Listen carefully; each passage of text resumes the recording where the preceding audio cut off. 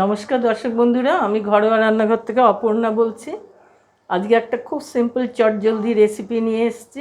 অনেক সময় হয় না, বাচ্চা কাচ্চারা খেতে চায় অথচ চটজলদি কিছু করে দেওয়া যায় না। স্কুল থেকে এলো বা ঘরের ছোট বাচ্চা আছে, তাদের জন্য এটা খুব একটা আইডিয়াল রেসিপি।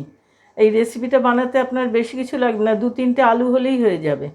আর কিছু উপকরণ মশলা লাগবে, যেমন একটু পেঁয়াজের গাছ কুচিয়ে রেখেছি, একটু লবণ, লাল লঙ্কা, কাশ্মীরি লঙ্কাটা, তিল, হলুদ, রসুন, লঙ্কা আর একটু ধনে পাতা। এই দিয়ে আমি জিনিসটা করব। আসুন কিভাবে দেখাচ্ছি দেখিয়ে দিই, আপনারা সেই মতো ঠিকমতো করবেন। এই আলুটাকে আমি সার্কেল করে কেটে নেব।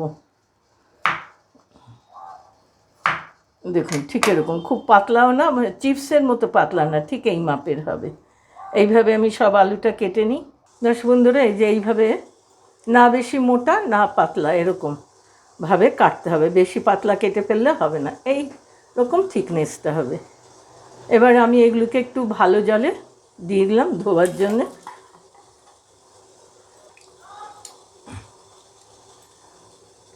ভালো জলে ধোয়ার পরে আমার ওইখানে বাটিতে জল ফুটছে। এবার আমি ওই গরম জলের মধ্যে 2 মিনিট মতো রেখে একটু স্টিম দিয়ে নেব, কেন ফুটিয়ে ফেললে নরম হয়ে গেলে রেসিপিটা হবে না। এবার এই ফুটনো জলে আমি দিয়ে দিলাম।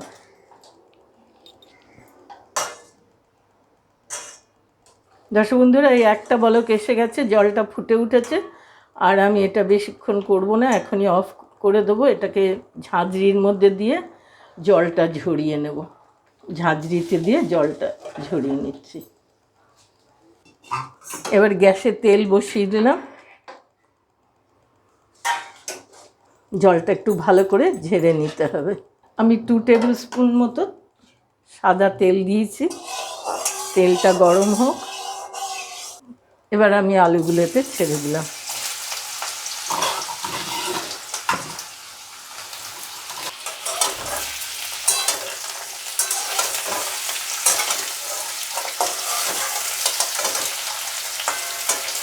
সুন্দর করে একটু গোল্ডেন হওয়া পর্যন্ত এটাকে একটু ভাজতে হবে।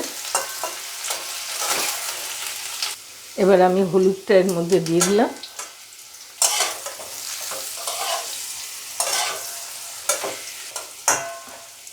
এবারে কাশ্মীরি লঙ্কার গুঁড়োটাও এতে দিয়ে দিলাম, কালারটা এসে যাবে সুন্দর। এই জন্য খুব অল্প তেলে ভাজা, এই জন্য এইভাবে ঘন ঘন নাড়িয়ে এটাকে ভাজতে হবে। যেহেতু এখন লঙ্কার গুঁড়োটা দিয়ে দিয়েছি, এখন আঁচটা কমিয়ে দিয়ে, নয়তো পুড়ে যাবে মশলাটা। মোটামুটি আমার এটা হয়ে এসছে। এবার আমি প্লেটিং করব। খুব সামান্য লবণ দেবো, লবণ বেশি দেওয়া যাবে না, কোনোটাই বেশি হবে না, অল্প দিলেই। এর মধ্যে আমি অনেকটা রসুন দিয়ে দিলাম, রসুনের টেস্টটা খেতে ভালো লাগে। কাঁচা লঙ্কা দিয়ে দিলাম, একটু নেড়ে নিতে হবে। সব একটা করে দিতে হবে আর নাড়তে হবে, যাতে সব ইকুয়ালি ভাজা হয়ে যায়। এবারে আমি পেঁয়াজের যে কুচিয়ে রেখেছিলাম অনিয়ন নিয়ে এটা দিয়ে দিলাম। গাছটা, পেঁয়াজ গাছটা এর মধ্যে খেতে ভালো লাগে, রসুন গাছ হলেও ভালো লাগে। আমি যেহেতু কাঁচা রসুন ভেজে এর মধ্যে দিয়ে দিচ্ছি, এর মধ্যে ভাজার মধ্যে, সেই জন্য এবার পেঁয়াজটা দিলাম। এবার লাস্টে একটু তিল গুঁড়ো, তিলের সিডস দিয়ে দিলাম। এটা ভরপুর ক্যালসিয়াম, যত খাবেন ক্ষতি নয়, ভালো। গ্যাসটা অফ করে দিয়েছি আমি। এবার আমি এটাকে ঢেলে নেব প্লেটে। এইভাবে প্লেটে আপনি সার্ভ করবেন। লাস্টে একটুখানি ধনে পাতাও স্প্রিঙ্কল করে দিয়ে দিলে আরও ভালো লাগবে খেতে। সিজনে একটু পাওয়া যায় তাই। চটজলদি একটা ভালো রেসিপি, বাচ্চাদের উপযুক্ত।